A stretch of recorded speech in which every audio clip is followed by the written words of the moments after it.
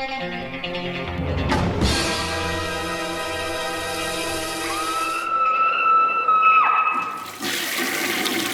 guys, what's up? It is week 137, and I have a bunch of movies to cover for you. A lot of them are 2019 releases, kind of going to continue that pattern until, probably the beginning of the new year. So anybody that likes the oldies, bear with me. It'll be, we'll be back to regular scheduled programming very shortly. If I'm a little slow at moving, it's because I pulled my neck. Something back here I pulled, so excuse king. So if this ain't up to snuff, yeah, that's what's going on. Alright, just kidding. I do have a couple that aren't from 2019 to start this out with. The first one is from On Earth Films, and it is Ryan Nicholson's Famine.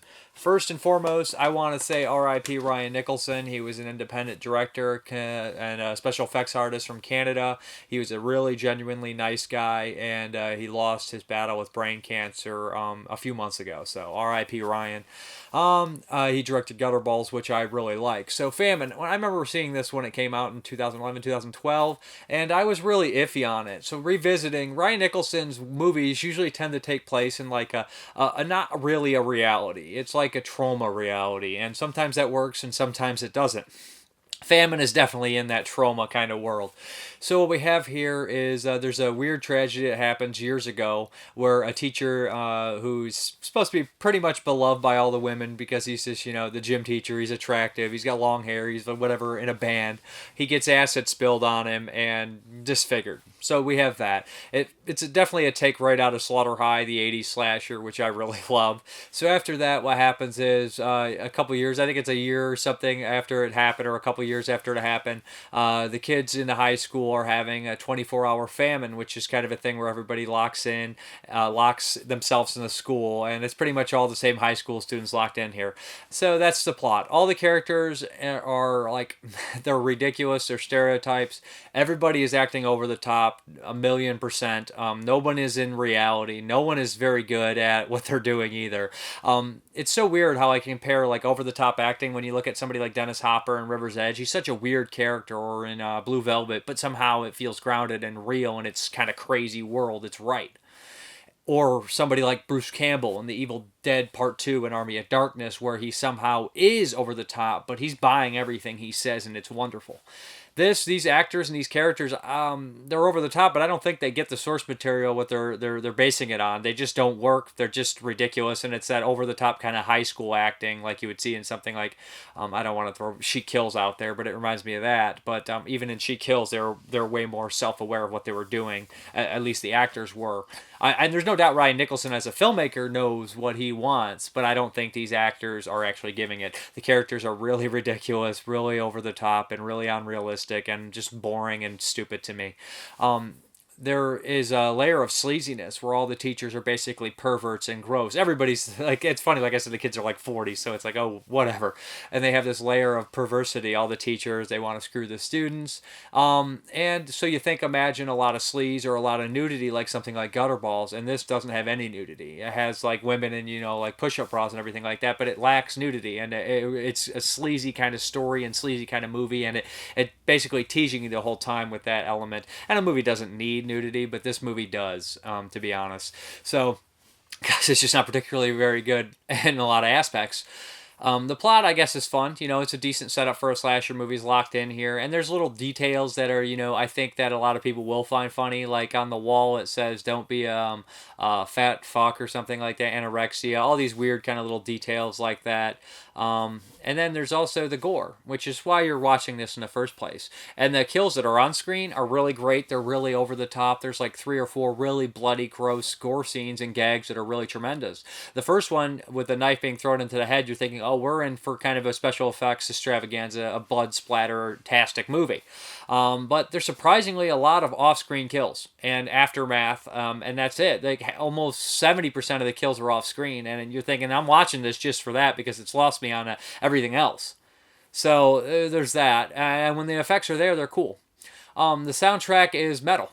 And very rarely does a metal soundtrack work. Deathgasm comes to mind, or Devil's Candy, because it pertains to the story of the film. It belongs there. But this movie did not need a death metal soundtrack. It doesn't fit. It's distracting, and it's really lame and just so by the numbers in that kind of low budget filmmaking at the time. It looks all right. I think that the sounds has some issues. This is a very low budget movie. It feels like it was a big step down from other stuff like Hanger and Gutterballs, and I imagine that the budget was very minuscule compared to what he's used to working with, and I can imagine that that definitely had some impact on the movie. Probably maybe the lack of nudity involves that they shot this in a school. Maybe it's the budget constraints. Maybe he just didn't want to put it in there.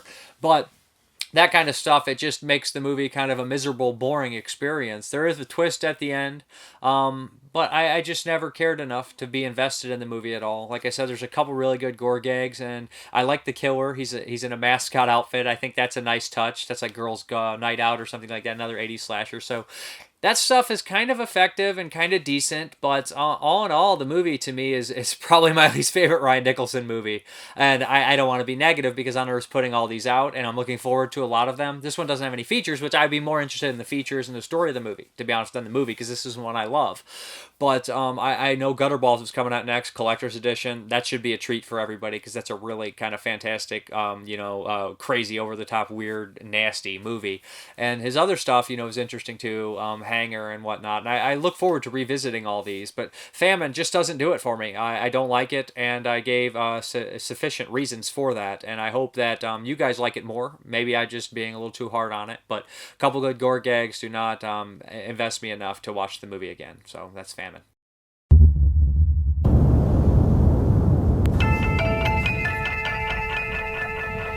20 students. Just go over there and see him, and then you can come and hang out with us. 20 hours. Dude, I'm fucking starving. You're always moist in the center. Make room for daddy. It's been 5 years since the last famine. Scheißen flows downhill, Miss Vickers. Nail me, baby. 20 horrible ways to die.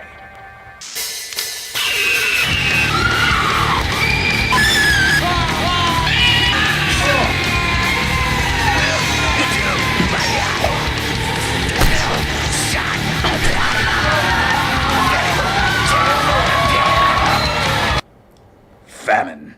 Hungry for murder. Starving to live.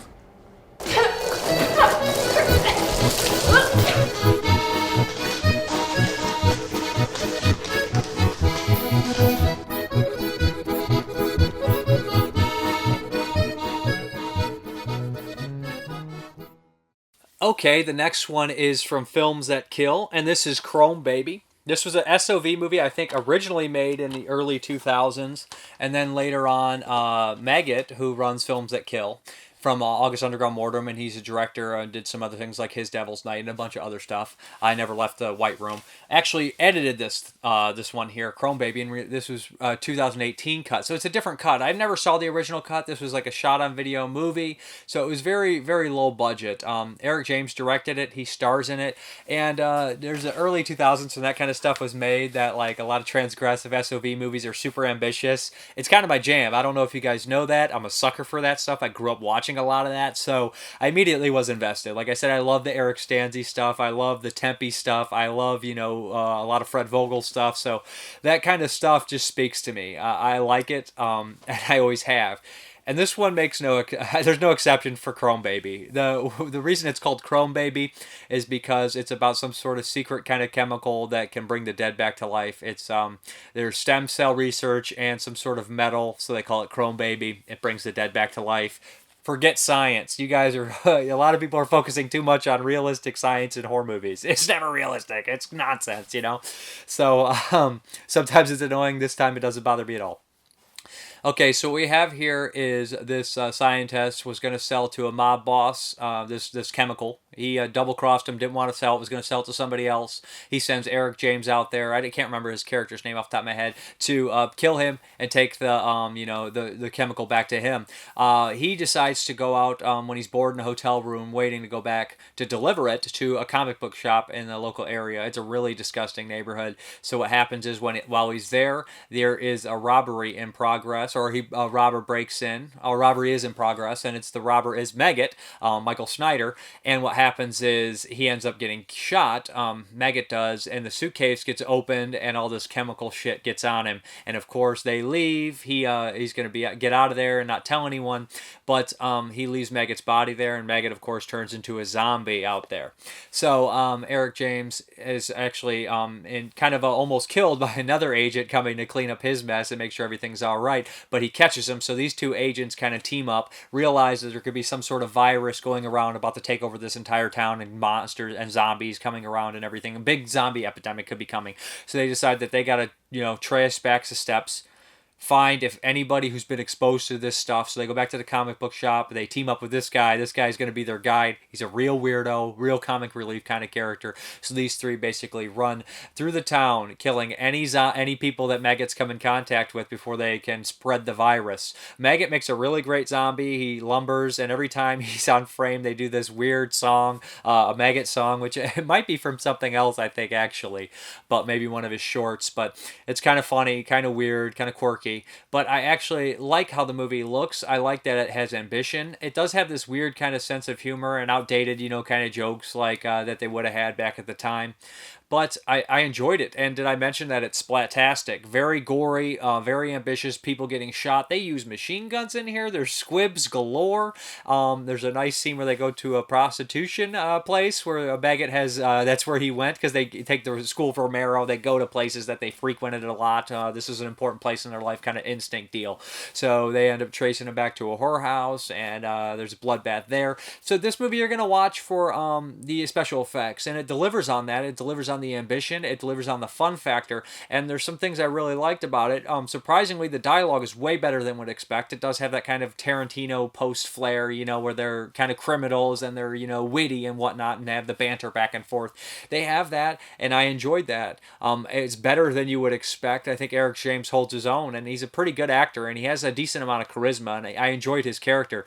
The end is, it's pretty twisted, and you kind of see it coming in a lot of ways with certain characters. At one point you start to see it coming, but there's hints of it throughout, which is nice.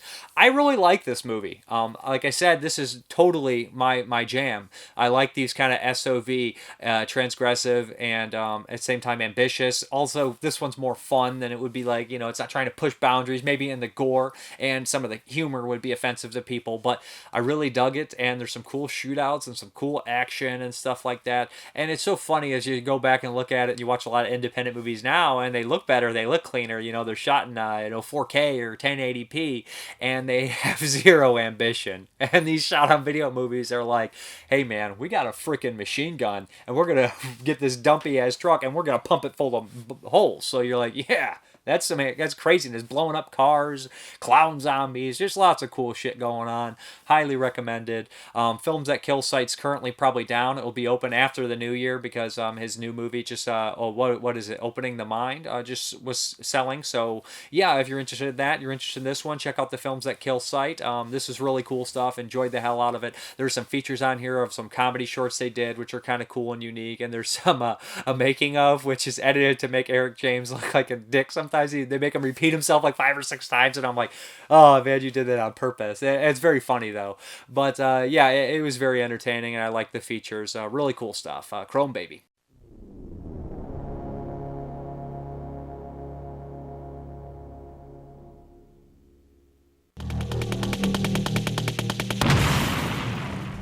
Anything bitten dies, comes back with a taste for human flesh.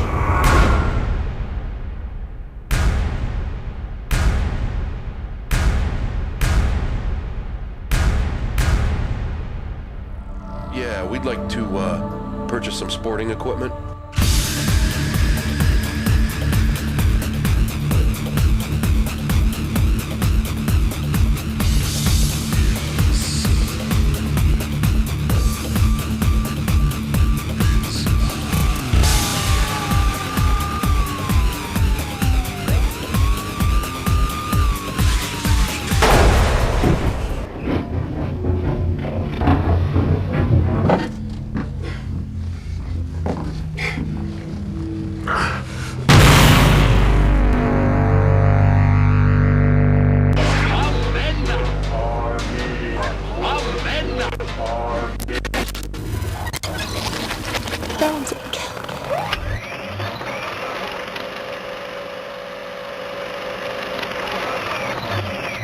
Okay, this next one is from Epic Pictures releasing or Dread Central, and this is going to be a quickie. This is Book of Monsters. Yeah.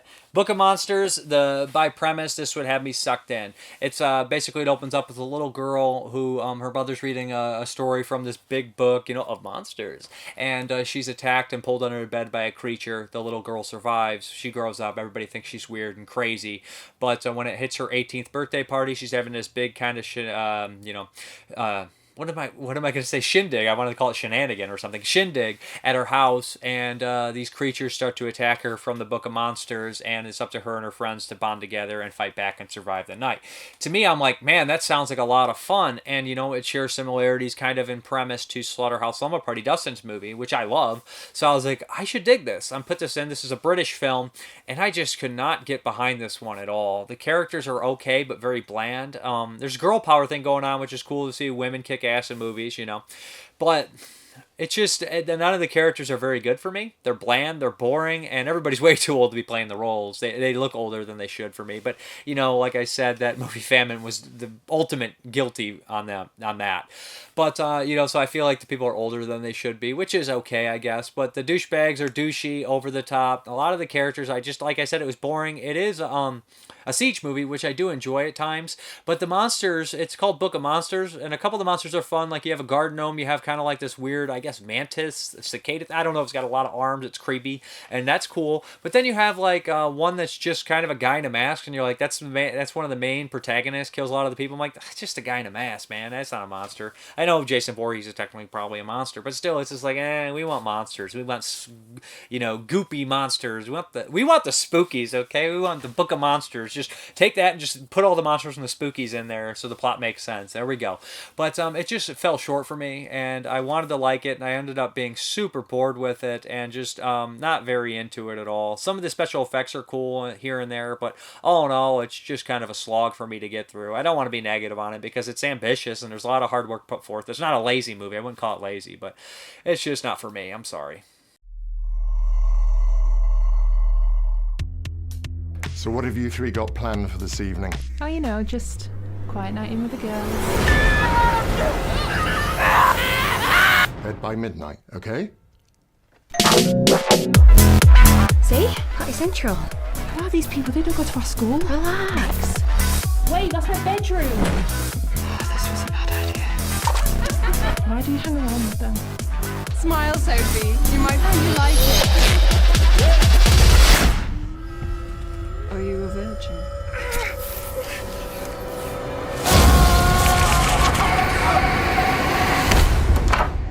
Hey guys, I'm late for a party! A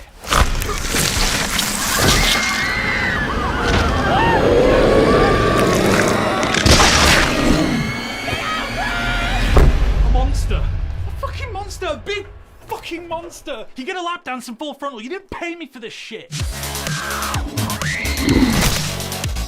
We need to call the police. That giant fucking monster has killed half my classmates. I don't think they believe that. Run! More outside. How many of those things are there?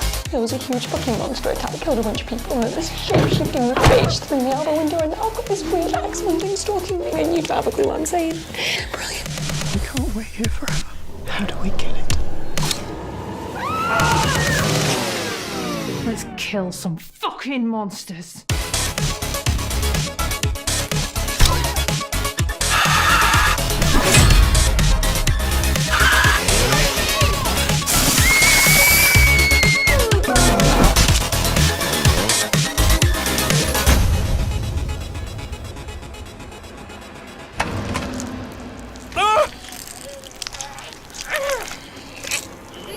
You've got to be fucking kidding me!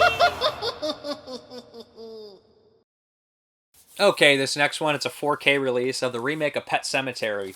Yeah, and I had heard about this one, and a lot of people like it. A lot more people are upset with it, the changes and everything like that. So I put this in. This is going to be another quickie review. And at first I was like, oh, wow, this is pretty effective for me. I like it. It got me with the frickin' jump scares. And I was like, really? Those stupid truck jump scares are going to get me? Because they did. But if you guys don't know the story of Pet Sematary, it's a book based on Stephen King. They had a movie made in '89 by Mary Lambert. Pretty effective movie. I always enjoyed it. Nostalgia for it, for sure. But what happens is a a family, a doctor, his wife, and his 2 kids move next to a dangerous highway where there's a lot of semi-trucks going on. And behind their house is a pet cemetery. Their kids bury all their pets. But behind that is this weird ancient Indian burial ground. It's not even that, I don't think. I think it predates that. The ground is sour. There's something wrong with it. And when people bury their dead there, they bury something dead there, it comes back. But it's not them. There is something else inside of them, like a demon or some other soul from some other place, or their soul has went to hell and come back and it's all messed up. So you really don't know, and that's what makes it really scary. And it's a story about grief. It's a story about dealing with grief. So it's an effective story here. And everybody knows that one of the kids is going to die in this and everything like that, and one of the cats. And I don't want to spoil too much, but the trucks and everything, it's very telegraphed, and it plays out how you would expect. The remake changes some things, of course. The main character from the original was probably, everyone's most beloved character was probably Fred Gwynne, who played Judd. That's a bad road. The main accent, everybody does it. South Park spoofed it. But yeah, it's a tremendous performance by Fred Gwynne, Herman Munster. And in this one, it's played by John Lithgow. And I can't hate John Lithgow no matter what he does. He's one of my favorite performances in Cliffhanger. Kill 1, you're a murderer. Kill 1,000, you're a conqueror. Come on. But he's wonderful in that movie. He's good in this, though. He's okay. He doesn't try to do the main accent, which was a little disappointing. I'd rather have him just dive into it at first. And I know he hadn't seen the movie from other interviews and podcasts I've heard. But I really liked his kind of performance, and he's a little shaky in here. Like, you don't know how to take him at first. I thought that the father did well, too. I thought, all in all, the acting probably is overall better in this one. And I know a lot of people are going to hang me for that. I would say Pascal is not as effective. I don't think he's very good in the remake. I think he kind of sucks. I think the special effects on him are good. I think some of the gore effects in here are really good. Some of the atmosphere is solid and creepy and everything like that. But I think that in the original, Fred Gwynne's better, of course. And maybe let's just take the father. Let's just switch the fathers, because the acting of the original is better except the father. The father's better in this one, I think. So there's some things that I like about it. Actually, I don't want to be, that complete negative Nelly and be completely unfair to this movie like a lot of people were. But they do a major change at the end, which kind of defeats the purpose of the original kind of message, which is dealing with grief. And if they're going to change that, although it makes it scary and different, it also makes it, to a certain point, ineffectual or pointless. And I don't get it. And I don't understand why they did it. And I can grasp certain things, but I just don't know if I like it. So this one comes in average at me. Like I said, there were some things they did better, but there's some things they did worse, and the thing they did worse was kind of really distracting to me. But I probably come in the middle on this one. I do like the original better, and I think that the original has a spot. I love the Zelda stuff in the original more. I think they did it better in the original, but I do like in the fact in this one that they bring Zelda in, her psychology more. I believe that Zelda is more of a haunting presence in there, and I believe that the pet cemetery in this one can actually leave, just being around it can kind of put you in that mindset of how screwed up you can be and whatnot and everything. Just kind of like being in a haunted area can make you feel bad and think bad things, and I think they kind of do that effectively too. So I think it's okay. I think it's looking in. You might want to check it out for yourself. I know a lot of people hate it and a lot of people love it. I just kind of like, hey, it's there. And I like some things and I don't like others. And I don't think it's a poorly made movie or anything like that. I do think it's a major downgrade from the previous filmmaker's movie Starry Eyes, which I thought was great. So yeah, Pet Sematary.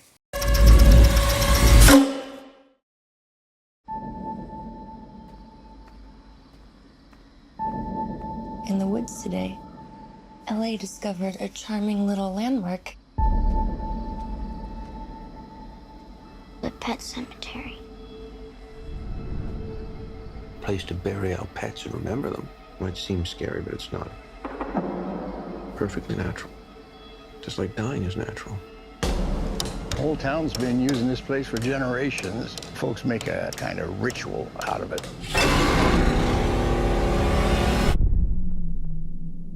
It's not some campfire story. Saw these in the trees up there. They're warnings. The local tribes carved them before they fled. They fear that place. There's something up there. Something that dates way back. Those woods belong to something else. Something that cat was dead. That brings things back. Seriously?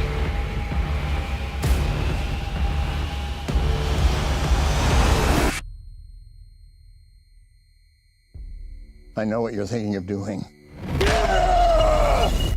But they don't come back the same.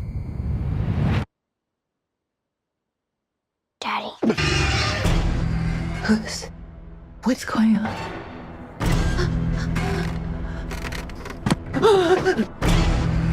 Hug your daughter.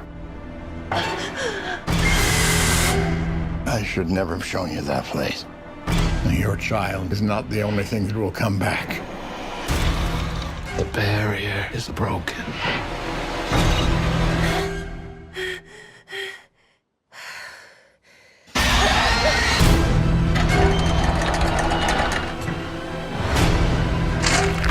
We have a second chance. Sometimes dead is better.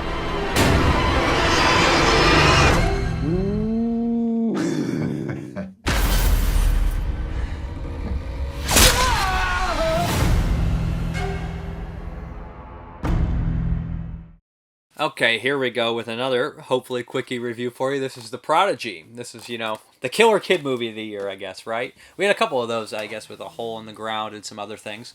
But we have and Brightburn. We have The Prodigy. Okay.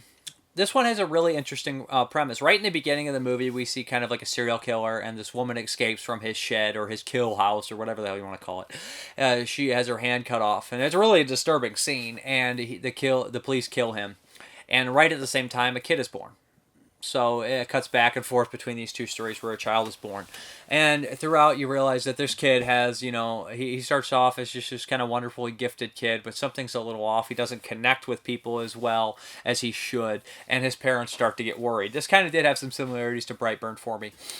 So after that, the kid, there's some really good moments, creepy moments in here. Like he's dressing up for Halloween and he's wiping out his face and he ends up catching himself in the mirror. And he has two different color eyes, which is very strange, which is very obvious statement kind of on the dual personalities within the child, the hazel and blue or whatever. So he's looking at himself in the mirror and we have the skull on the half the face and he's looking at himself and it's just like, oh, that knocks that really home that there's a dual thing going on in the entire movie and everything like that. The parents try to do everything they can when this kid starts to do these dark things and help him, but the kid is not having it exactly that way. And I don't want to spoil too much, but the actual thing what's going on I thought was pretty unique for a movie. I thought that it was actually a really good performance by the child. I thought the child was really good, how he could be like, "Mommy, I'm so sorry," and then just be an evil little bastard. Thought he had a really unique look to him. Thought he was kind of not like a weird looking kid, but enough to be a little bit kind of strange looking at the same time. I enjoyed it. I thought it was a good movie, and I thought that the end was pretty dark, and I think that it's a pretty cool movie, and it has like some serial killer stuff going on with the character in the past, and it's a mystery and her unfolding everything and finding out exactly what's happening, and it is frustrating watching it unfold too, which I think is a compliment for this one. Sometimes it can be a deterring factor, but it's not here. I would recommend this one. I think it's good stuff. Hopefully that was quick enough for you. Did you really just say that? Nurturing genius. He's our little prodigy. Miles isn't wired like other kids. His intelligence is off the charts. I don't have an exact score, but it'll be very high. He's special. Mommy, what's wrong with me? Miles is having a very difficult time making friends. I want you to tell me everything that you remember. I don't remember anything. Miles's brain is extremely well developed. He may need a specialist. You must be Miles. Miles is dangerous. I don't feel safe with him in the house. Oh my God. He's so different now. I feel like I don't know him. Mommy, will you always love me? No matter what I do?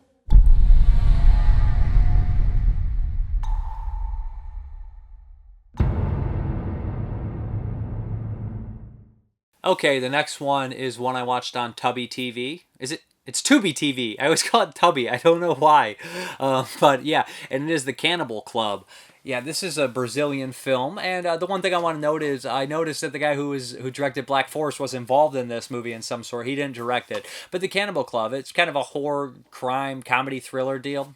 What we have here is a couple who you think it's kind of a, what do they call that? She's a cuckolding relationship where the husband is getting off on his wife banging other men, but that's not necessarily what's going on. Right in the beginning of the movie, we have a rich man and his wife and a caretaker cleaning the pool.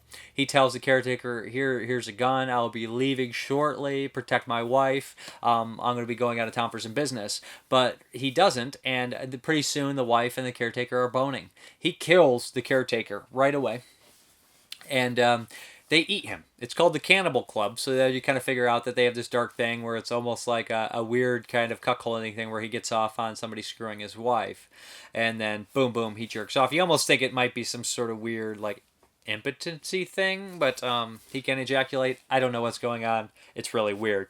So you learn that this kind of like it's another story about elites feeding off the poor, literally this time, So we have that kind of that basically definitely also a statement probably in Brazil, which is a country that has a lot, of real horrible things that happen in it every day. Every country does, but, in particular in Brazil, the crime rate is very high. So what we have is these rich elites that are actually part of this, club, this cannibal club where they eat human flesh. What happens is the wife of Octavio, I think his name is, I can't think of, Gilda is her name. Gilda witnesses something of one of the higher class people that she shouldn't witness, and they begin to fear for their life. And there's not that actual much that happens in the movie, but after that, that's all I really want to say about the plot of the film. It's darkly humorous, and it's humorous in a way that's not like laugh out loud funny or anything like that, but it's just almost situationally comedic, and the pauses and things like that are what makes it funny, and just when she discovers something and they just stare for a second, it's just like and everything like that. I think that the guy who plays Borges is really good. I think he's really effective in it. The places they shoot everything is really nice. It's well shot, and at times they'll close the door when something actively is happening and just slowly pan in on the door, which is a way to not show every moment, probably to save on budget and also be effective at the same time, so you kind of know what's going on in there. Like I said, I want to be quick with this one because I don't want to spoil too much, but it's gory and bloody when it's there, and the sex in here seems real raunchy, and it seems almost unsimulated. If anything, you can if they're not, they might even be wearing protection in between each other if they're just grinding, going to town. But yeah, I enjoyed it. I thought it was good. I thought it was something that you wouldn't necessarily see made in America, or unless it would be a big deal about it. But I liked it. The Cannibal Club, cool stuff.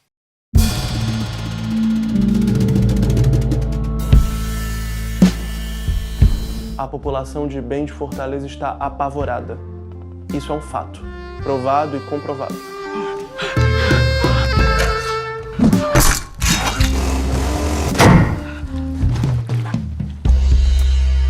Tá divino, meu bem.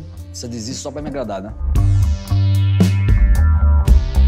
Otávio, meu amigo, eu lhe chamei aqui para tratar de um assunto delicado sobre o nosso clube. Eu tenho uma forte suspeita que um dos nossos companheiros anda falando demais por aí. Jonas? Tem uma gangue atacando nessa região. Uma gangue perigosíssima. A gente pode comer o Jonas e dizer que ele fugiu. É uma ótima ideia.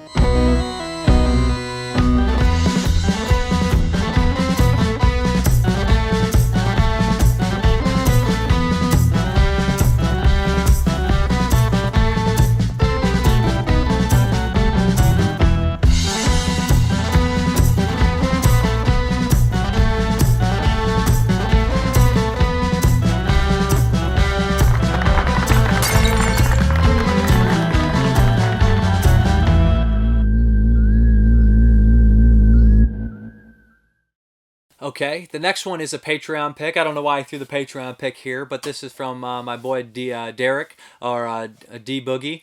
So, yeah, this is The Depraved by Larry Fessenden. And I've seen a couple Larry Fessenden movies. I've seen, never saw Habit, always wanted to, but I've seen Beneath and Wendigo.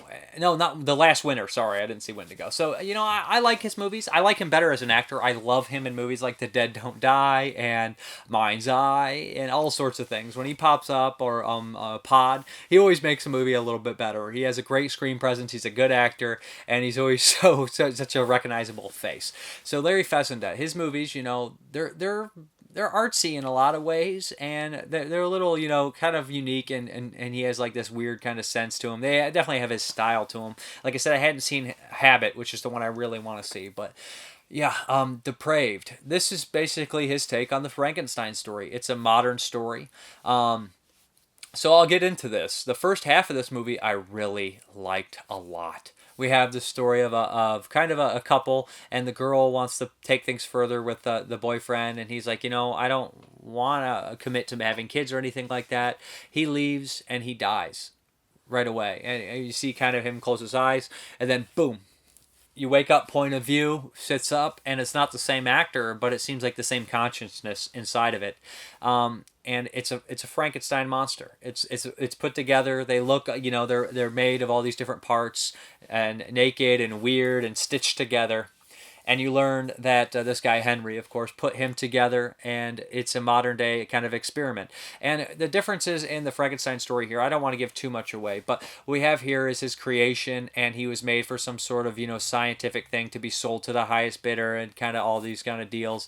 The one thing is that Henry was in probably Afghanistan, and he has experienced a lot of war-like trauma, and he has post-traumatic stress disorder, and he wants to, do this and push this technology forward because he wants to save lives. Is his number one goal. His kind of guy, his producer, or his guy investor here is a friend of his that has different motives. He wants to make money. He's not necessarily a very likable character. He has this weird kind of douchebaggery about him where he thinks he's really deep and thinks he knows humanity, and he's just a complete and utter piece of shit.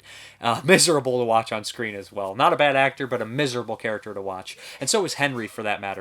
They're both absolutely miserable characters to watch for me. So that's a huge deterrent, and I don't want to be that negative. Like, I was really digging the first half when the Frankenstein was learning how to do things, learning how to speak, the monster was learning all these things. I thought that was probably the most interesting aspect of the movie. When it picks up the second half, we start to get more into the relationship between Henry and his friend and their girlfriends and everything like that. And it starts to lose my interest. It becomes very talkative and very argumentative between them. And they're just two people I don't care. And also, I'm going to complain about the science here. And I know I just said don't worry about the science. But there's such a huge missing chunk of this story where we don't understand how they don't talk about how any of this was developed. How this guy who was in the Afghanistan war could be developing this serum and developing all these things to bring the dead back to life or reanimate corpses when he was supposed to be a wartime situation. I don't understand where he originally got this from. I know he's supposed to be brilliant. Did he make it before and take it to the war with him? I know that doesn't need to be explained, and I know I'm filling in the gaps myself, but I would have liked to have been explained when we have so much time when there's just bullshit going on or nothing going on, that you can take the time to talk about this in dialogue. He could have said, I made this what it is. I had nothing to work with where I was. I took, you know what I mean? But you don't get any of that. The ending, I think, is pretty cool, pretty decent. But like I said, it has a strong beginning and a strong ending and a clunky middle for me, a boring clunky middle. It's well shot, it's well made. The best parts of the movie are when the monster actually sees things from his past, and I don't want to spoil too much, but he sees, his girlfriend, and I'll leave it at that. And that's the most touching scene in the entire movie. I wish they would have met more with the drama here, because that's the more compelling stuff, and the drama with the monster. He's the interesting character here. He's the character that has the most unique story.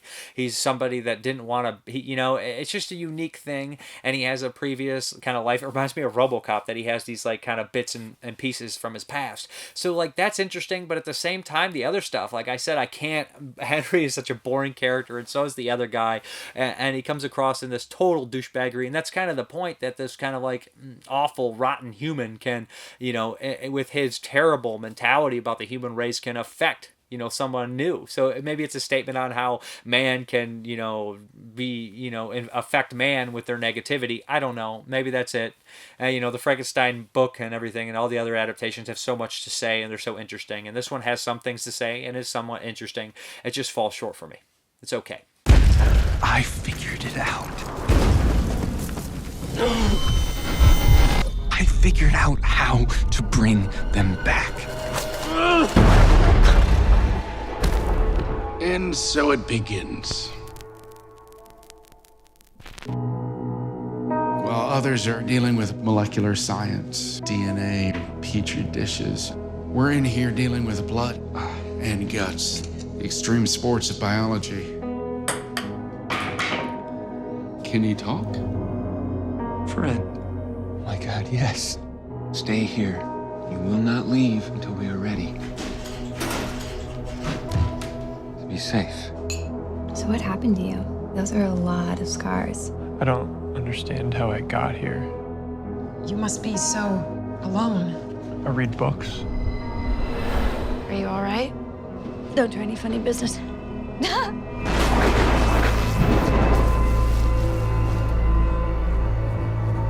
In my dreams, I'm someone else. I owe you something like a normal life. I didn't believe that you would ever understand what was happening to you. Oh! Where the hell were you? We were out on the town. All night? Maybe not cut out for fatherhood.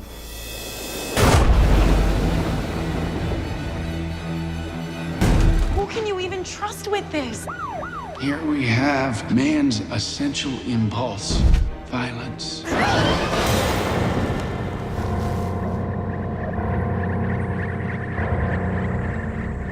Depraved. That's what we are. Utterly depraved. It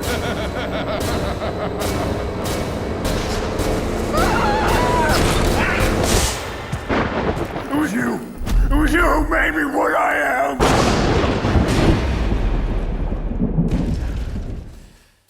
Okay, this next one here is a Scandinavian horror movie, and it is Tuftland.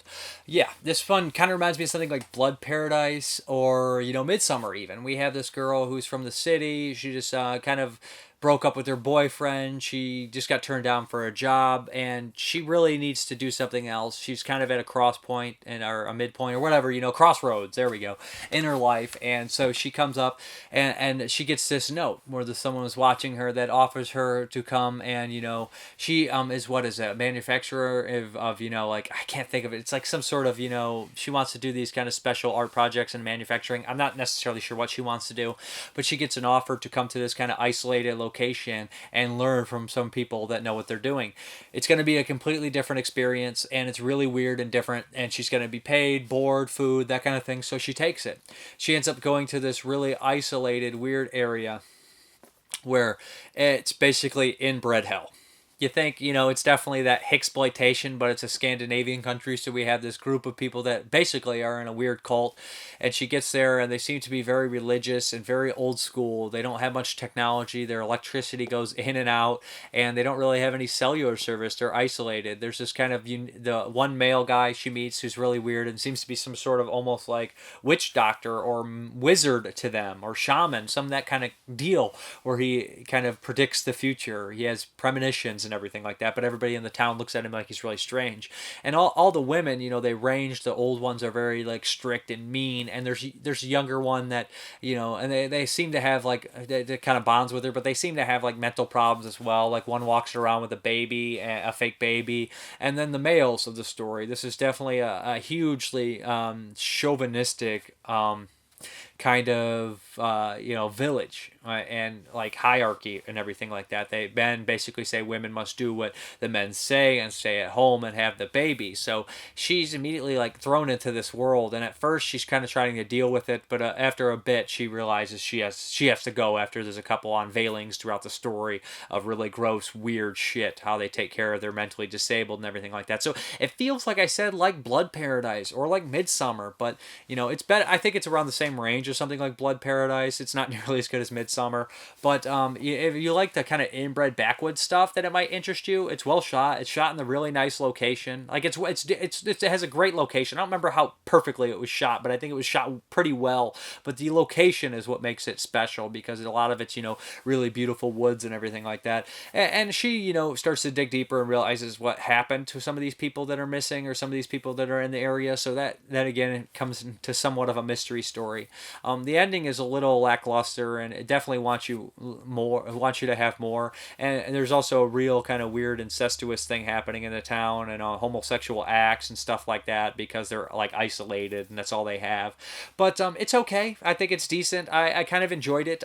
But I wouldn't. It's on Amazon Prime. I wouldn't be going crazy for it or anything like that. But some people might really dig this one. I guess we haven't had too many backwoods horror movies here. I guess Midsummer and Blood counts. So I guess it's the backwoods horror movie of the year. Uuvuttaako? Kaipaatko helpotusta arjen raadantaan? Tervetuloa Kyrsyään. Meillä luonto ja lähimmäinen onpi lähellä. Oot sä vittu tosissas? Sun tarvii lähteä mihinkään kyrpiälle, vaikka sun parisut jatki finaali. Mun työt kestää vaan kesä ja sitten tuun takaisin. Mitkä työt? No siis siellä on tekstiiliteollisuudessa työvoimapulaa. Jotain perinteisempää, mun pomo perehdyttää mut siihen paremmin. Sori nyt, mutta mun mielestä on ihan sairastakin.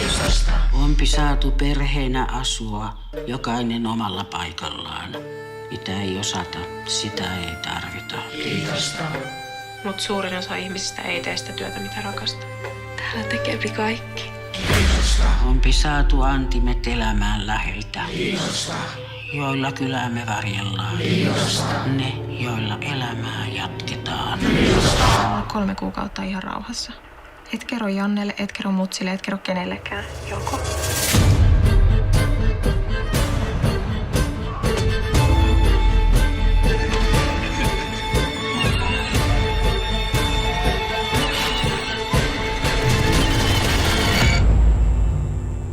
Joo, lupaan. Ja matkaliput.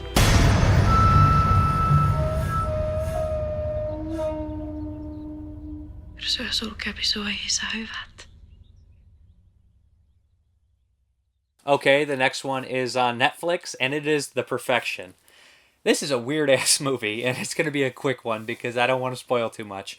This is a movie that switches gears 3 or 4 times, and every time it switches gears, you have to readjust, and sometimes it loses you a little bit, but other times you dive in more. We have this story of a woman who used to be one of the best violinists, or is it a violinist, or she's a musical instrument? I'm terrible. Is it a bass? She seemed like it might be a bass, but something like that. She was wonderful at it. She was one of the best in the world. She had to stop because she had to take care of her mother. And after her mother dies, after about 10 years, I believe, it's something like that, taking care of her, she calls back to her old school. She feels like, she's lost, so she calls back to, it's Steven Weber and her and his wife, and talks to them, says, can I come back to the school? Can I, be involved with you guys? Of course, he invites her back. She travels to, I think, is it Japan? And she meets the new protege that kind of took her place, and immediately there's a little shakiness. She's nervous around her. And did I mention that these 2 women are probably the most beautiful women? They're gorgeous women. They're really interesting characters, and they start a relationship. They play together, and they start kind of a romantic relationship, and then they're kind of like, you don't know where this movie's going, so turn this off or fast forward through this review because I don't want to spoil too much. The first part of this movie right here, all in all, I liked it, so leave it at that. Fast forward. The first part of the movie, like it's filmed so well, and there's a great love scene where it's really, like a graphic but not pornographic, and it's just really well done. And I was like, oh, this is really artfully done, and this is really amazing and touching and everything, and where's this going to go? Be this dark high art movie. And then it turns into, you think, a xenophobic nightmare about disease, where the girl, one of them starts to get sick, the new protege, she starts to get sick and ill, and her hand seems to be infected with something, and she's throwing up on the bus, and they're traveling around this, it's China, maybe China. So yeah, and then it takes a turn, and then you realize it wasn't something that you thought it was, and it turns into like kind of a thriller revenge story, and then it turns into something else where it's an evil school. I don't know what to tell you guys about this, but there's some really cool stuff about it. The ending has a wonderful shot in here of something like, without spoiling too much, of dual instrument playing. Steven Weber's pretty good in it. It's well shot. It looks very expensive. It's a good looking movie. It's well acted. It's interesting. It's weird. It keeps switching gears and keeps you guessing, and sometimes you like it better for doing it and other times you don't. I was really baffled when it did it the first time. I was like, are we really going to watch a fucking 2.5 hour like artsy like killer bug movie, disease movie. I was like, 'cause this is weird. I don't know. But then it goes somewhere else and it goes another place. I ended up really liking it. It keeps you guessing. It's really fun. It's cool. The perfection. What is happening to me? I'm burning up. It's gonna be okay, Lizzie. Oh, it's not. Oh, God, it's not. Listen to me. Something is wrong. Something is wrong with me. Lizzie, I know. That's why we need to get you help. I'm dying. I'm dying. What's happening? What's happening? Oh, my God. What's happening? I don't know. Oh, my God. What is it? I don't know. What the fuck? Okay, alive. It's bugs. Help me. Help me, darling. Help me. You know what you have to do?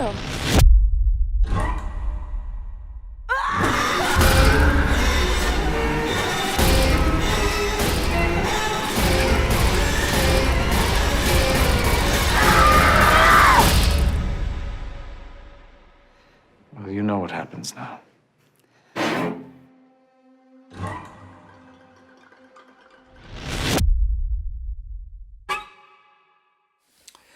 Okay, the next one here is one I watched, I think, on Amazon Prime called Braid. And this was actually done by a female director. That's another theme I saw this year is the next two movies after this are also female directors. So, Braid. This isn't necessarily a horror movie, but it's horror adjacent. I guess you kind of call it a horror movie. So, okay, Braid. This is a real weird movie. I don't even know how to explain this. It's neon colors, brightly lit, just very surreal, drug trippy movie. We have two girls who are big into selling drugs. The opening opens with these three girls dressed in completely wild clothes, kind of burying a body, and then it cuts to two of them sitting there with all these drugs. Police bang on the door. They decide to split. They're running around and they're wanted by the police. So they decide to hang out at one of their old friends who's Rich's house. But she seems really weird and isolated. She makes them follow these strange rules when they move into the house that no one will break the game, no one can escape. And there's like 3 rules. They put all their cell phones in the mailbox and they go in. And what happens is this weird, circular, surreal nightmare. So at one point they're taking drugs and all the colors in the movie pop out and it looks amazing. At other times there's torturous things where hitting one in the knee, and it gets really creepy. And she says she's pregnant and everything like that. And then we have flashbacks to their childhood, and that all ties into it. And there's a detective who was involved with the original case who's been sneaking around the house, and all that stuff is intertwined and related to it. And then there's a crazy batshit twist at the end where you're thinking, oh wow, okay. But there's some really good imagery in here. There's some really cool mind screw things, and all in all, it's a cool, unique movie, I guess. Not completely unique, but I think it's unique enough, and I think that the colors and the music and everything like that I really enjoyed. And all in all, I thought it was a nice little kind of mind screw of a movie with and it has like elements of torture and captivity and everything like that. But good stuff, good performances, really weird, and I like all the leads because they look unique and different. They're pretty, but they're not like your typical Barbie dolls. They have distinguishing features, and I like them. And I think it's a good movie. It's weird. Braid. So, how do you want to do this? We'll need to search the whole house to find the safe. To do so, we're gonna have to play the game.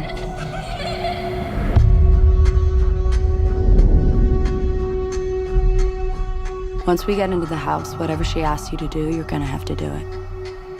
No excuses. She says, we obey. Mom, the doctor's here. Welcome back, Doctor. Rule number 1. Everyone must play. I'm sorry.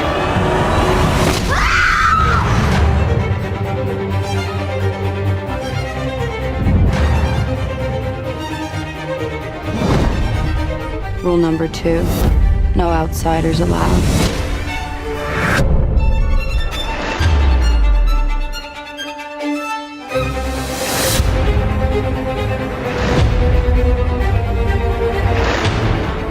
Rule number 3, nobody leaves.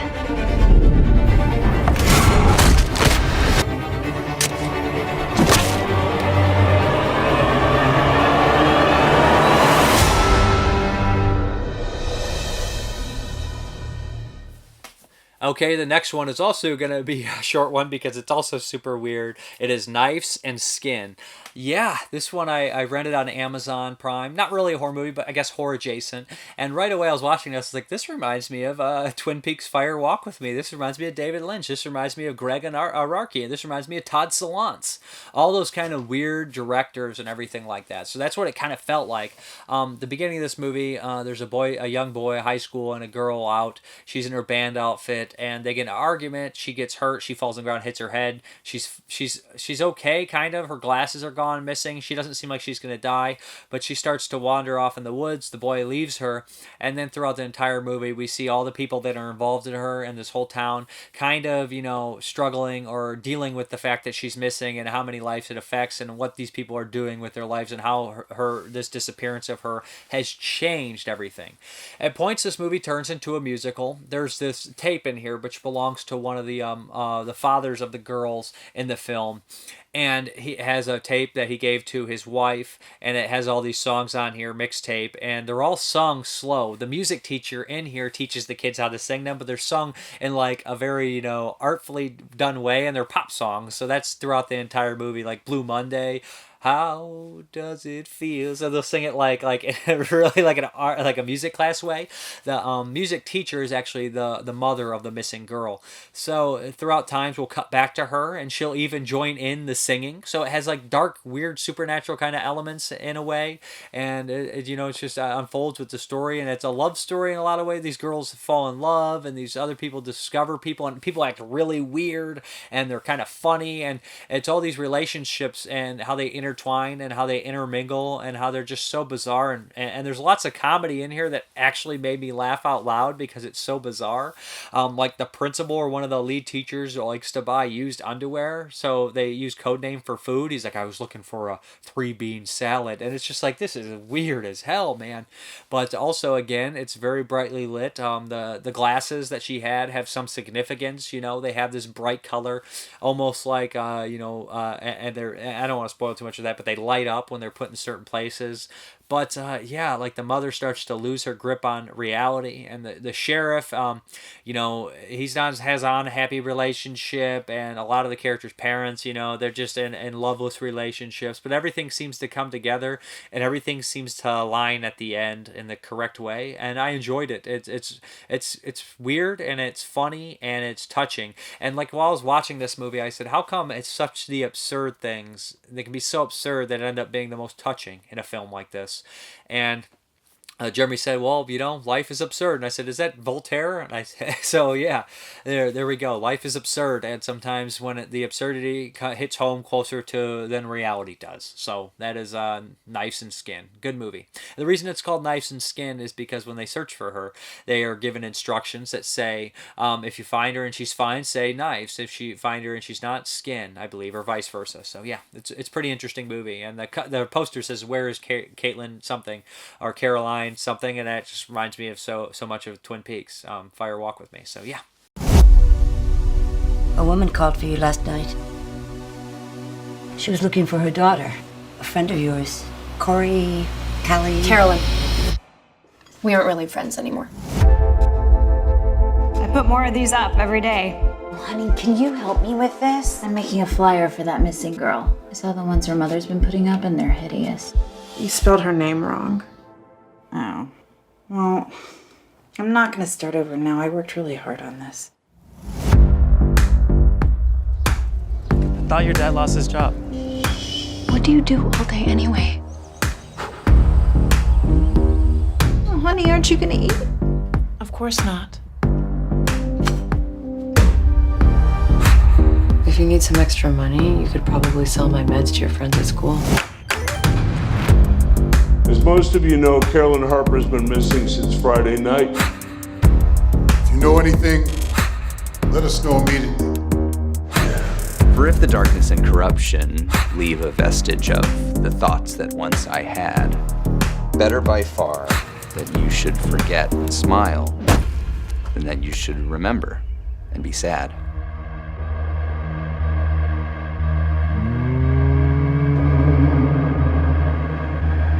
Can you feel that? I need to know there's a way out of this place.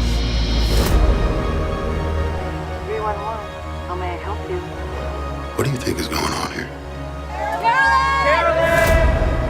It will almost kill you, but you will not die from this. You were warned! I will rise. If only. Tell me where she is! To hold you down.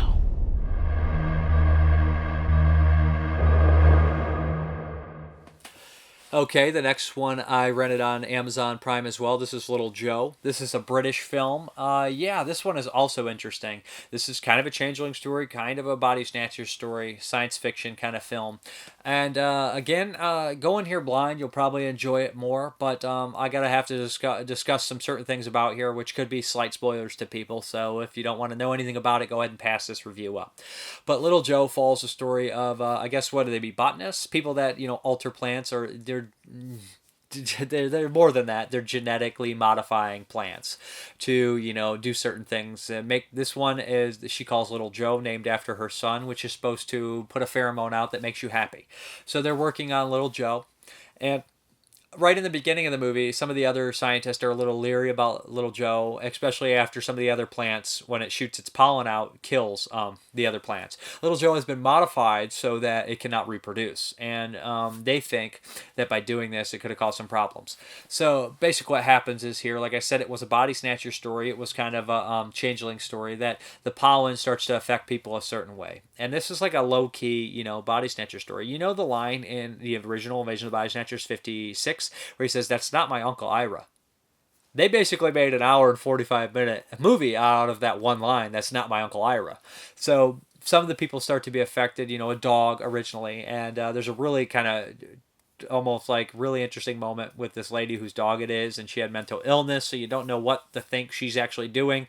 I think the performance from the lead is very good. I think that she's a workaholic, so she's visiting like a psychiatrist, so you get to dive into deeper like that. But the pollen is very manipulative and very intelligent. After it gets inside of you, it can make you say the right things to people. It seems almost like very intelligent, can read your mind and get it becomes part of you, but it also is manipulating you to protect the plant. Because after you smell that pheromone or get that pollen, all you care about is the plant. So, like I said, it's well made. I love the set design where they make Little Joe at. There's the way it changes people's personality, makes them more aggressive to certain points under certain circumstances. And there's a really funny moment when one of the kind of curmudgeon people in the movie, you don't know if he's affected or not, but at one point he's like, "Oh, so it would just make you happy. Then what's the big deal if they're happy?" And you're just like, oh no, you start to realize that it's gone worse. But I enjoyed it. I thought it was good, and it leaves you open at the end, like, is it a happy ending? Is it a sad ending? It's a question people would ask. If you had happiness, would you care if you were 100% yourself, because you wouldn't even know? And I guess they bring that up in the Body Snatchers movies too. But this one's pretty interesting. Little Joe. It's good stuff.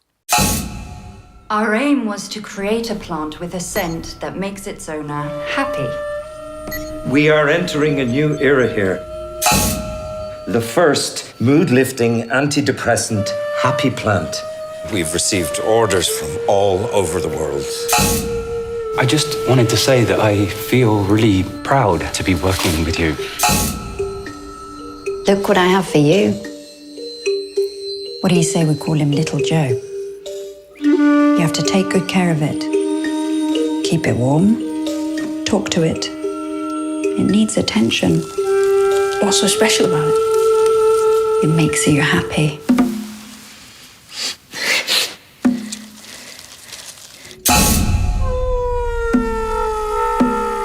Haven't you noticed how Chris has changed?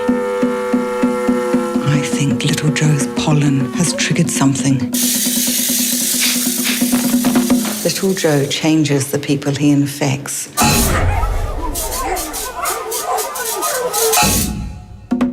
You're starting to notice too, aren't you?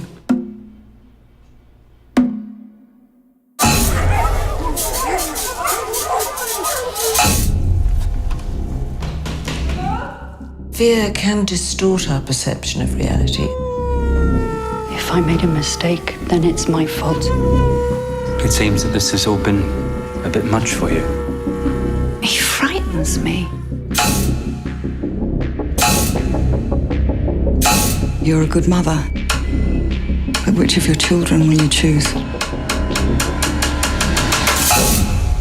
Good night, little Joe.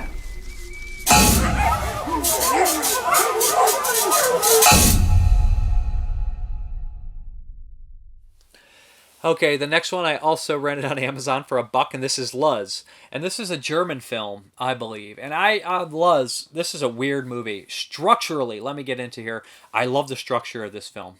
I love how it's shot. I love that I was intrigued when it's just dialogue a lot of the times that I'm like getting sucked into it, watching it, getting like leaning off my seat. And it does that. And I was like, okay, this is really good. And then it hits a point in the movie where I'm like, wait, how could they do that if this didn't happen? And I felt like I was a detective trying to find a missing piece so I could absolutely love this movie, but I never found that missing piece. I felt like there was a plot hole or a loophole or something wrong with it. So I just ended up liking it instead of loving it. But Luz, this is a weird movie. I don't even know how to start this. We have basically a doctor. He's in this bar drinking, and a woman approaches him and says, my friend has a problem. She had like a taxi cab accident, tried to kill herself in here. And I was wondering, basically they're talking about it. She starts to tell her about her friend was in a convent when she was younger, a religious school, and she was kicked out of the school. And she was there, and she tried to perform some sort of weird, she was like a medium for things, and she tried to do some weird kind of exorcism on a girl who was possibly pregnant. And you're like, what the hell's going on? Then the doctor gets the call, and he's supposed to go, talk to this girl and everything like that. But it seems to be some sort of manipulative world where you can pass on things. It's a possession movie, but I don't want to spoil too much because half the great point of the story is that passing between and guessing where it's going to go and the unfolding of the story. But the way this interview process happens is they bring in a translator because she doesn't speak, I think, German or... And everything like that. So we have all these languages going on. We have a translator, we have a police detective, we have the doctor, and we have the girl Luz, who's basically redoing the taxi cab event, sitting in the chair doing it, and the sounds are coming through. Like, is she a medium? Are they hearing the sounds, or is that just for the audience? She don't know, and it's coming through and all that stuff and the sounds, and she starts to have the dialogue, and she gets put into this world, and somebody else comes back and sits in the cab, and it's like a possession story, starts talking, and you realize that more and more of the story unfolded of her past, and you start to realize that this may be ending in a very tragic way, and it might be something worse than we thought originally. But the opening and ending they open with that same long shot, and that's pretty cool. And like I said, I like how it unfolds. I'm not the biggest fan of possession movies, but the way this possession story unfolds is what it is. It's structurally, it's amazing. Mystery, it's amazing. It keeps you intrigued to find out what happened. It's very well acted. It's very well shot. The music's very good. There's lots of beautiful imagery, and the set design, even hell, the alcohol they drink looks great. So there's lots of cool shit going on here, but I feel like I'm missing something. Like I need like a Watson or something from a Horror Corridor or the Watsy Party to dive deep into this and study for it about hours so he can just fill in a couple gaps I have to make sure that these gaps aren't plot holes, that I'm just missing something. I really would like to watch it again to confirm if I love this movie or not, because it's a top 10 contender if I could get past a couple things. But right now it sits high, but not in that top 10. But I really do like it, but it's a 16mm movie too, and I'm a sucker for that. A Bliss, Knife Plus Heart, I was like, this looks great. And like, it could have just been, them watching a Subway in 16mm, and I think I would have been hooked. But there's like some cool stuff going on in this movie, like I said, that I wish I could dive in and look at again. That is Luz.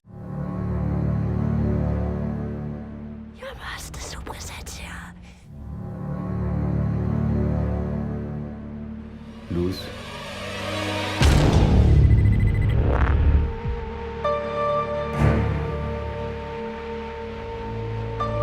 Du musst wissen, meine Freundin hat eine ganz besondere Begabung.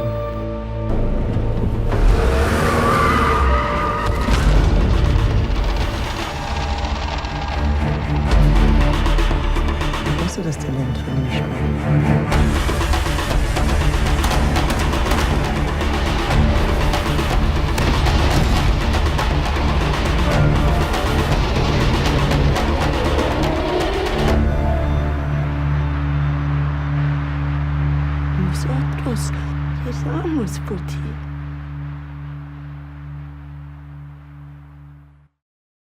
Hey, you might notice maybe there's a slight change in angles because I forgot to do one of the movies I watched. Yeah, I've been watching so much I forgot one. So this next one I want to cover is the Laplace Demon, and yeah, so I wanted to make sure I didn't forget to talk about this one because it's one of the most interesting and different movies that I've watched in a long time. Again, it was released widely in the States in 2019, but this was made in 2017, I believe, in Italy for, I don't know where it was released for that, but the Laplace Demon, this is an interesting one for sure, like I said. This feels like Agatha Christie kind of, and then there were none kind of story, pick 'em off, but it also has a science fiction kind of creepy element at the same time. There is a group of scientists who are obsessed with finding out how to, the Laplace Demon is a way to figure out every possible outcome or what's going to happen, predict the future in a way. And they do this by breaking glasses and trying to see how many pieces of glass there are and when they'll shatter and everything like that. Well, these scientists get a call from one of the main researchers of this, a kind of reclusive, weird person, and they were called out to go out to this mansion and discuss all their theories and maybe learn something.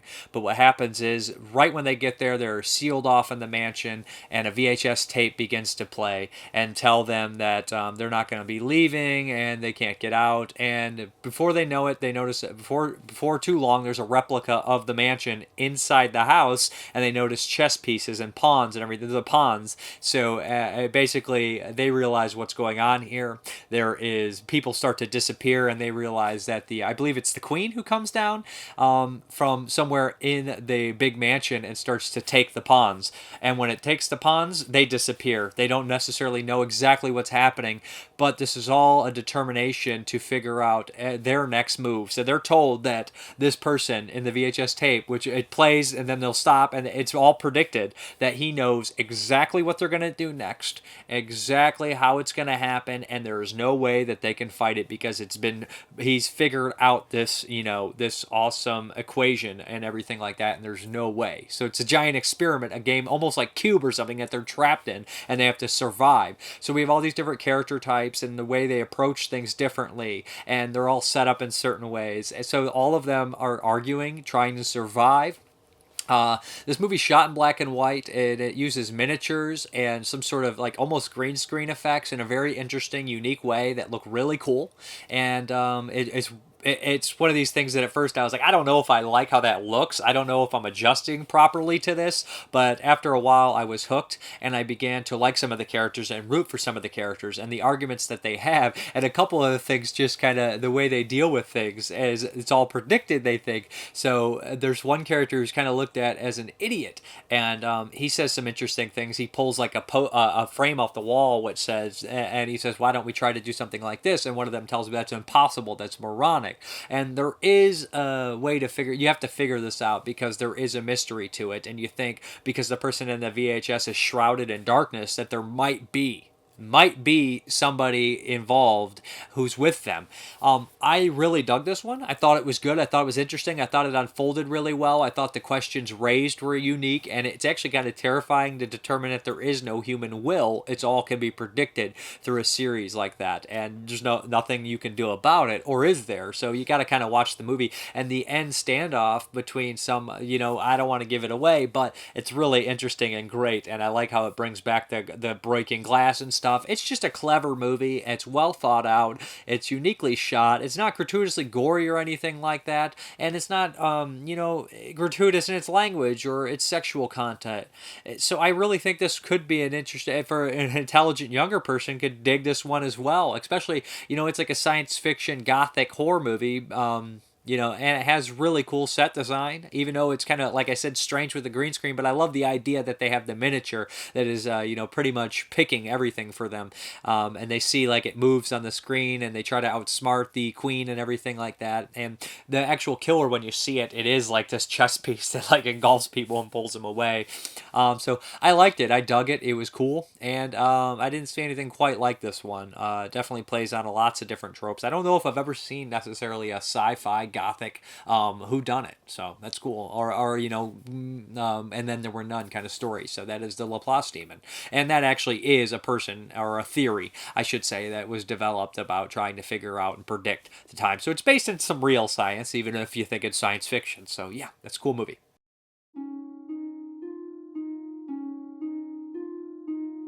Noi marinai lo chiamiamo l'artiglio. È un'isola.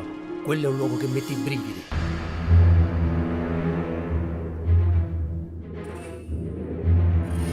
Buonasera e benvenuti a tutti. Sono il professor Cornelius. Al momento non sono in casa, perché così prevede l'esperimento per il quale vi ho invitato. E questo cos'è? È l'esatta riproduzione di questa villa. E quelli?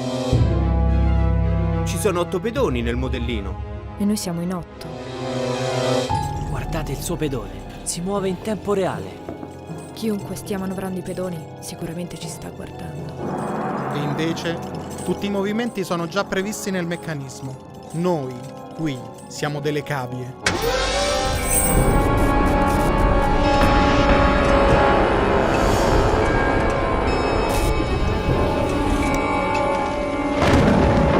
Questo non è un esperimento, è una trappola mortale. Ti sei mai chiesto perché il pedone muove solo in avanti? 8 pedoni affrontano una regina. Il meccanismo sembra bloccato. Il tuo piano l'ha mandato in stallo. Forse vuol farci credere di essere in stallo. È tutta una farsa questa! State facendo un esperimento su di me! Gioca con noi, come il gatto col topo. Aprite per l'amor del cielo! Sta venendo qui, presto! Una macchina programmata per colpire in un determinato luogo, in un determinato momento.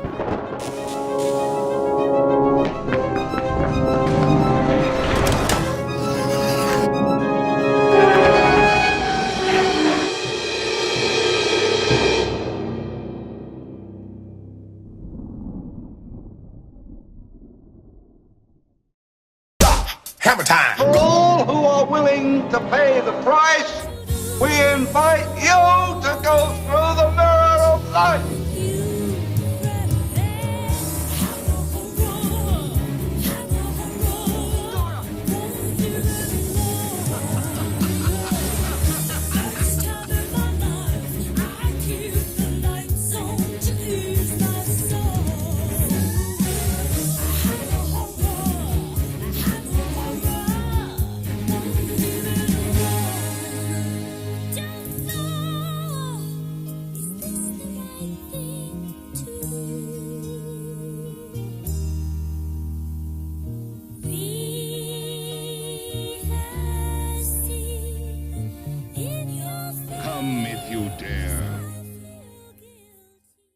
Hey guys, what's up? It is week 33 of Hammer Time. That's right. Before I forget, next week will be Scars of Dracula, and yeah, this one is 1970. It's Crescendo, and this is directed by a guy who would go on later to do 2 more Hammer movies, the modern day Hammer Draculas, Dracula 1970. What is it, 1972 AD or something like that, and the Satanic Rites, which are the modern Dracula films. And he also did the movie Goodbye Gemini, which is a very strange thriller in itself, incestuous twins thing. So Crescendo, it definitely doesn't feel like a Hammer movie, and it doesn't even necessarily feel like a lot of the thrillers that Hammer put out, like Paranoiac, or what are some other ones, The Scream of Fear.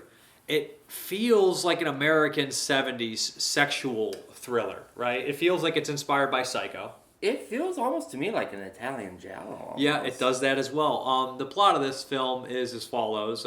They are in France because there's this girl's obsessed with this composer, right? Mm-hmm. He has passed, and she wants to do a paper or a thesis or whatever on him. A college paper, I think, or something like that. Theses, you mean like shit. Yeah, it's a thesis. Theses, you mean like shit. Man Struck Woman, it's an old joke. It's a great show. But so she goes to France, and she's invited to live with the family of this composer. And there's a son who's wheelchair bound, played by James Olsen, I think. Not Jimmy Olsen from, what is that, Superman? I think his guy's name is James Olsen, though. He's a recognizable guy. And the mother is pretty much there, and there's some caretakers and whatnot. And right away you realize something's off. The place is beautiful. The location is beautiful. Yeah, actually, the whole opening scene where they're driving through the countryside, though a bit long, some of like the most beautiful visuals I've seen in a Hammer movie, I feel. This is one of those movies, like they said, the 7-inch giallos, where it's like, hey, we're going to showcase a location because you can't get there. So they're like, it's like an advertisement for this place in France. It looks amazing. And the whole movie's obsessed with music, and you said like a crescendo is the slow, starting quiet and becoming a peak. Yeah. And I don't even know if the movie's like that. Does the movie play like a crescendo? I mean, not really. No, I mean, for one, you kind of call it pretty early on and what's happening. It's a trope thing too. And when I was looking at the movie, I accidentally got the twist, and I was like, "Fuck." Oh. So I didn't want to spoil it for you, though. Oh, I knew it immediately. Yeah, there is a twist in here. The wheelchair-bound thing kind of reminds us of Scream of Fear, which is the Hammer one, and the boat. There's like a pool house in both those movies, so that's a comparison I would say is similar. But like I said, it has like this weird sexual thing, and the guy in the wheelchair, the son, is addicted to drugs, and his mother doesn't really like him because he didn't follow the footsteps of the musical career and all that. So there's a lot of that going on, which is interesting, but at the end of the day, it's a solid thriller with some decent, scenery and cinematography and acting, but it did leave me a little bored and it drawed out. Yeah, it's not a bad movie, but I will say, like, it's a very cut and paste movie. Like, you know what's going to happen when it's going to happen. How's it going to happen? Was Paranoiac the one with Oliver Reed? Yeah.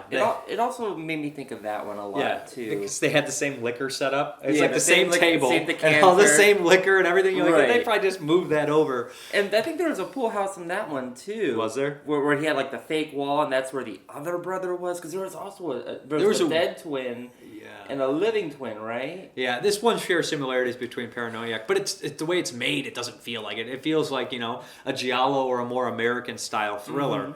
I like I said, I did enjoy it. It is decent. It is solid. And there's some other aspects. The guy who plays like the caretaker here, there's a nice hint at like mental illness too, where he says you spent too much time at a mental institution. One of the caretakers the nurse says that to him, and you're like, oh, all these people crazy? What's going on here? And the caretaker, the male caretaker, he's in a couple movies, and I recognized him right away. He's just very memorable. What was he in? We saw he was in Mighty Ducks, but what was the other one that he was in? Where he played like a villain. Lethal Weapon. Yeah, he was in Lethal Weapon too. He's the South African bad guy. Diplomatic immunity. he looks exactly the same, it's just older than that one. So it does center around the pool. There's some kills in the pool, which remind me of stuff like Don't Answer the Phone and House on the Edge of the Park. And like I said, I think Scream of Fear had the pool too, and the fear of drowning. So it's solid. It's decent. And really, it does. It really focuses on a lot of the acting. It does feel like there's nudity in this one too. It's sleazy for a Hammer movie. I think there's only nudity from the one waitress though. Nurse. From the nurse, yeah. Yeah, waitress. She's an interesting character. Yeah, she's an interesting character. She's kind of fun. The acting's solid. I did like the mother. I thought she was a really neat character. She was good. She was like a Shelley Winters type, or like a Joan Crawford. Not Crawford. Joan Crawford type. Yeah, Betty Davis kind of thing. Yeah. So I would give this a 6.5 out of 10. 3 out of 10. Wait, 3 out of 5. Yeah, about at 3.5. Yeah. It's in between that. It's not a 7, but it's like a 6.5 for me. Good stuff, but not great. Probably wouldn't be rushing to revisit this. Very weird oddity in the Hammer lineup for sure, though. One of the stranger oddball ones. Well, we're cutting out a lot of Hammer movies, aren't we? Like a lot of the non-horror thrillers. I know that we skipped like The Snorkel, which is thrilling. We did some of the other ones before I did, so I skipped them. But there's like a couple that would be interesting to do, like the pirate movies and stuff like that, but we didn't do those. But we are seeing Hammer get into more sexual stuff. The last two both have included nudity. And this was actually paired up with Taste of Blood of Dracula. Oh, really? Yeah, it was paired up with Taste of Blood of Dracula, I think, on like posters and everything and double bills. Was a fun one. And those are both Warner Brother titles. So I said like it's strange that these Hammer movies will jump from like they'll be like Universal, some of them, and some will Studio Canal, and then Warner Brother. They're like, that's why people are like, I want a definitive Hammer collection, all of them. It's like you ain't gonna get it because they're owned by a bunch of different companies and everything like that. We saw some are Sony and some are Universal, and some are MGM here. So yeah. And probably don't want to watch all the Hammer movies. Yeah, you like do. This one, I think you could miss. Yeah, I don't love it, but I do like it, and it's not a necessity. Right. But it is a curious in Like, the Hammer lineup for sure. It's a good movie, but you've seen this movie before, is what I think I mean to get at. Yeah. Unless you've never seen a movie before, then go watch it. If you've never seen a Psycho kind of style thriller, then Yeah. you good? I'm good. Let's go. Oh, Scars of Dracula's next week. You already said that. Huh? Yeah. In this house, a great composer lived. You know, there are times, many times, when I feel my husband's still here. I hear his voice, his footsteps, and his music. He is dead, but his music is very much alive. Terrifyingly alive.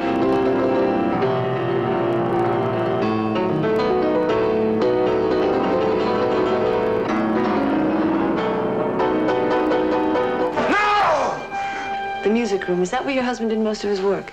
Yes, it is. Mother's personal shrine to Father. No one's allowed in there, right, Mother? In this house of secrets, 4 people dwell. The stricken, the obsessed, the sensuous, the sinister. To this house comes a girl, innocent of its intrigue, exposed to its menace, singled out as its next victim.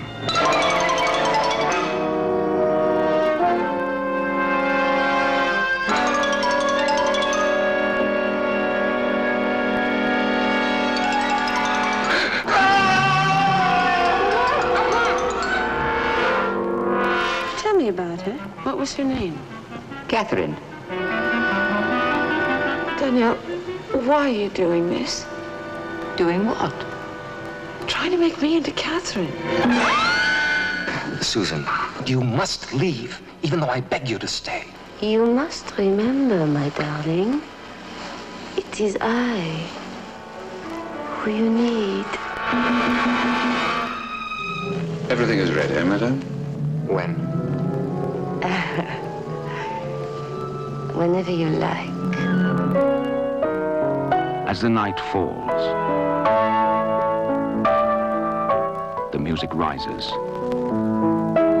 Before the music dies, so will someone else.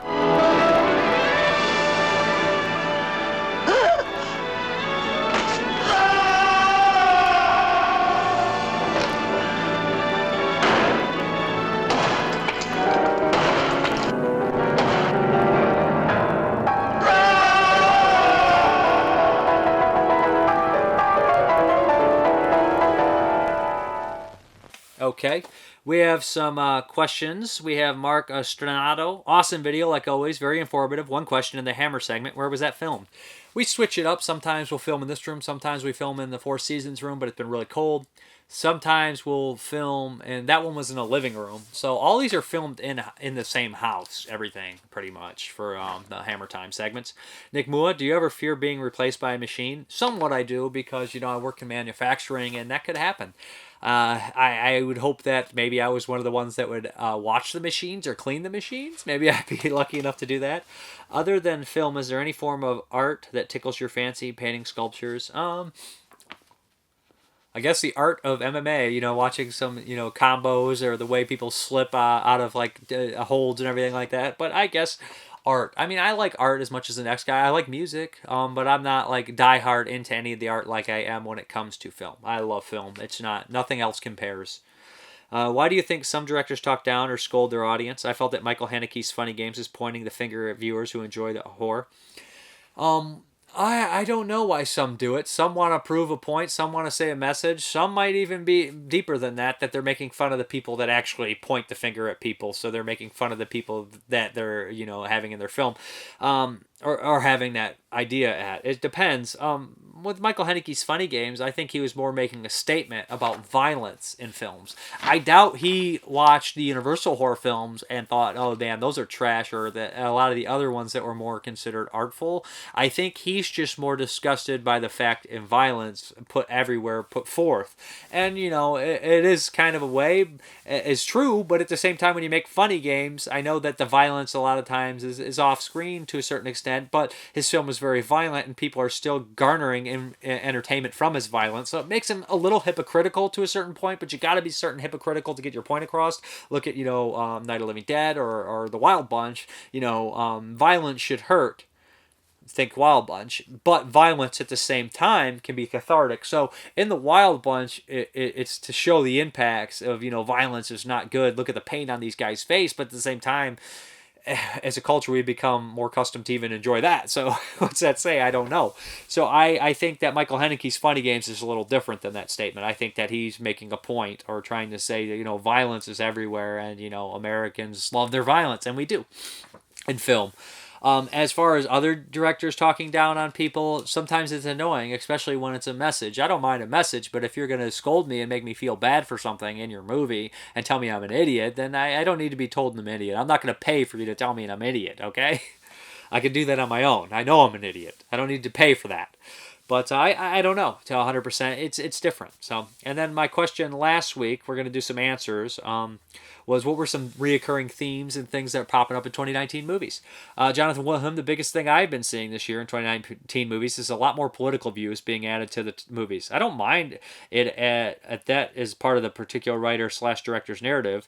I, though, would love to see more goofy, over-the-top fun movies. Let the gore fly, say some clever quips, and bring the cheese.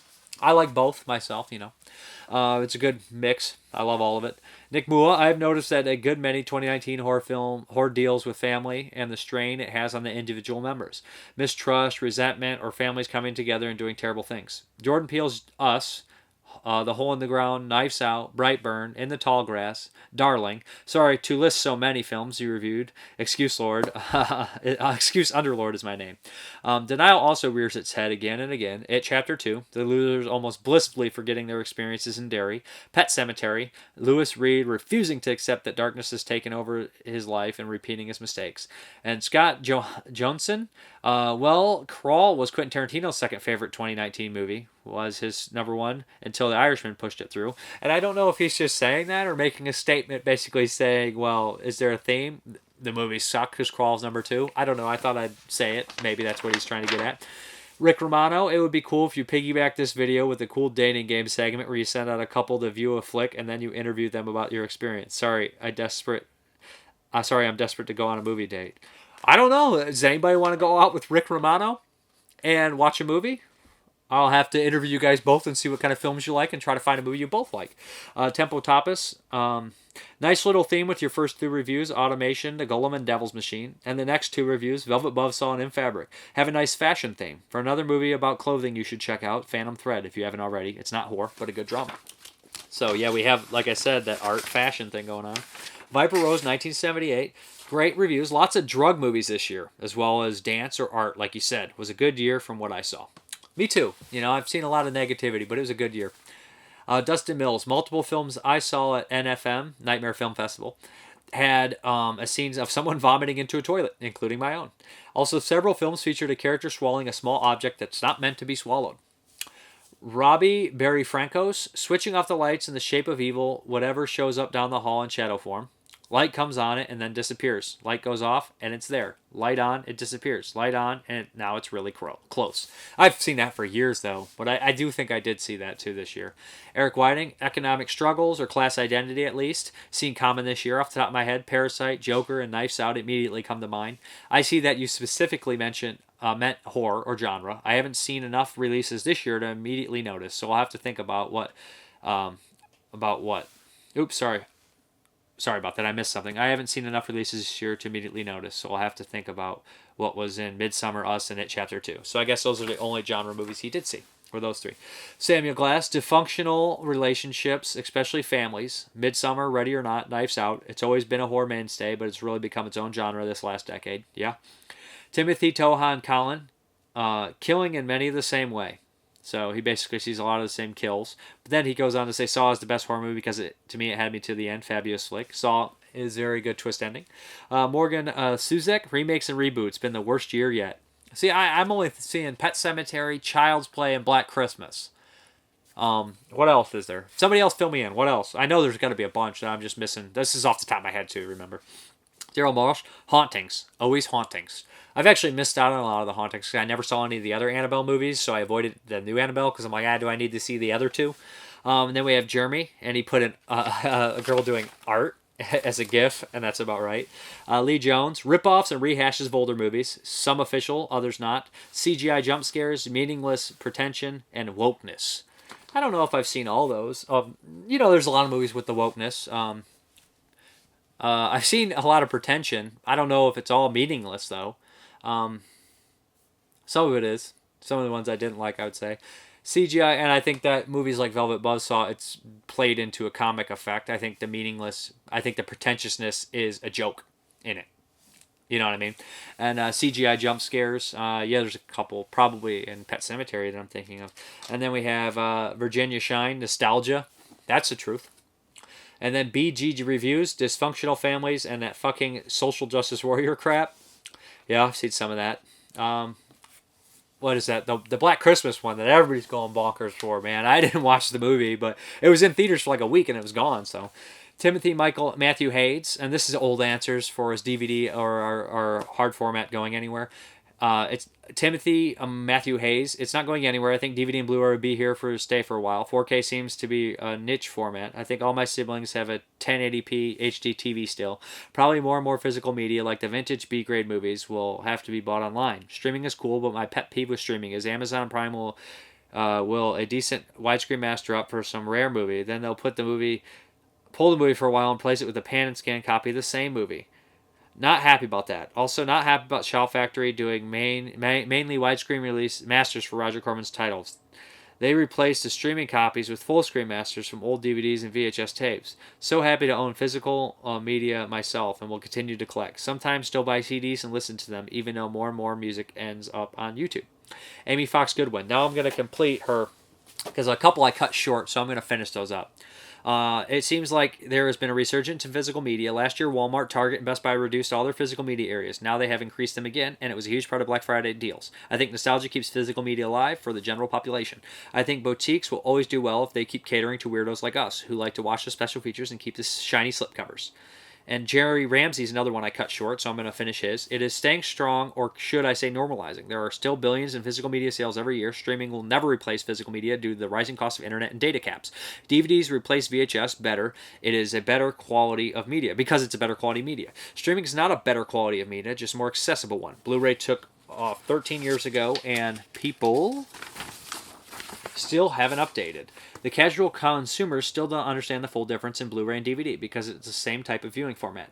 Once 4K players and disc drop, then the market will rebound again. I'm predicting a streaming crash when all the companies go head on in the streaming, and a lot of them will be destroyed and go under because they don't have the content to support it. I do think you're right there. DVD still makes up 50% of the market share in physical media. Even with the streaming available, Black Panther sold $100 million worth of physical media in 2018. It's all about connecting with audience. I'm very interested in future of physical media and to see what company survives. Honestly, I wouldn't care if all the big studios dropped out of physical media and let the independents rise up. Physical media sales have been declined because customers quit buying completely. They have declined because companies aren't releasing as many as they used to, since they are sinking billions into streaming services. I am from a small city, and just this year, our local Walmart grew its electronics and physical media section. Theaters play a part in it also. An average family of 4 would spend $50 on tickets alone to see the last animated film, or they can spend $15 on Blu-ray and their kids can watch it over and over again. With my previous job, I went in to a lot of customers' homes, and it was always the same setup: a smart TV in the living room and standard TVs with Blu-rays or DVDs in the bedrooms. As long as their kids' films and horror market stay strong, then I don't see physical media completely dying out. Netflix, Amazon, and other streaming services just don't cater to the horror crowd. Who knows what will happen with the streaming bubble? I guess we will just wait and see. And that's probably one of the most informed answers I had, so I had to say the whole thing. Sorry again, guys, that I didn't press the more info.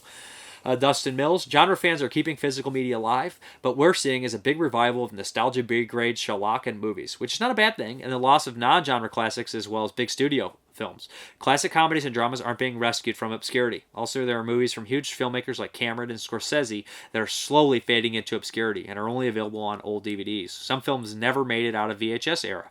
Physical media will mostly disappear, but I think collectors will keep it alive in some form. I just wish more film lovers were as passionate as genre fans. I agree. It's sad, though. I wish that, I love horror movies. Don't get me wrong, I love them.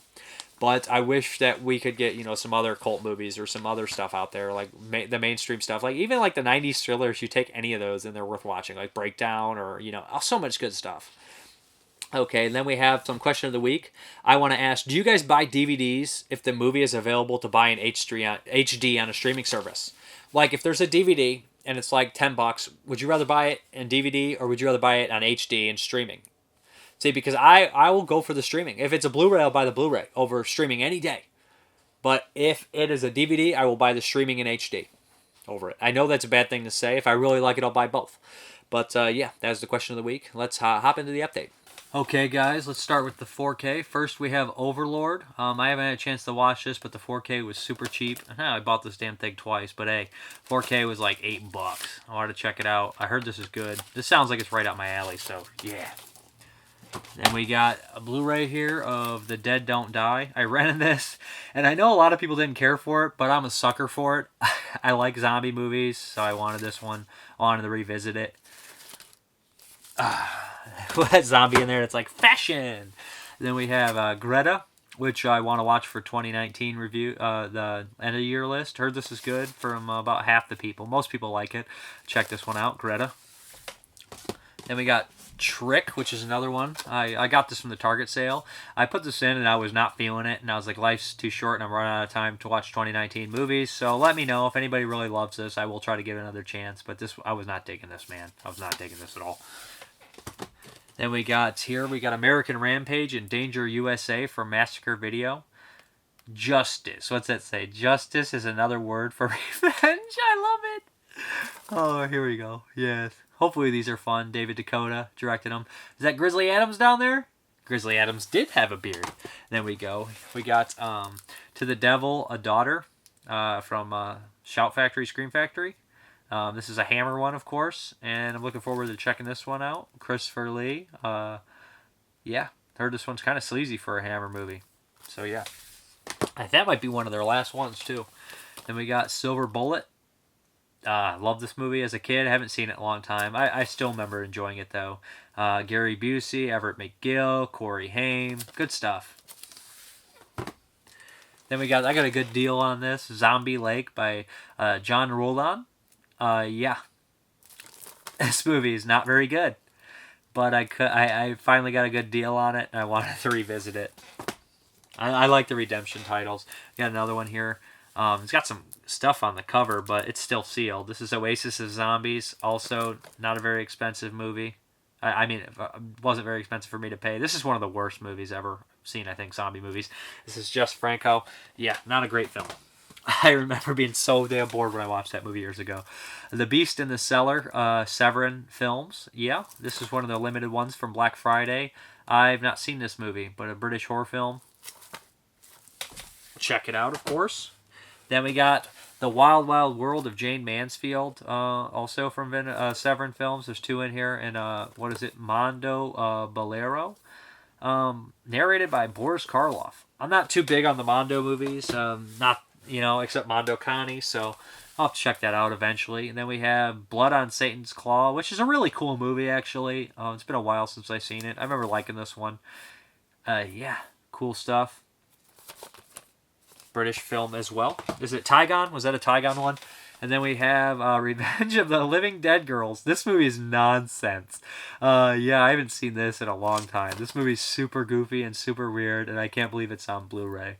I had the old DVD from, what was it, Retro Media? But yeah, it's a nonsense movie. Yeah, and that's all we have for you. Back to the video. All right, guys, thank you very much for watching, and as always, you guys have a good one. A little late on that one, huh?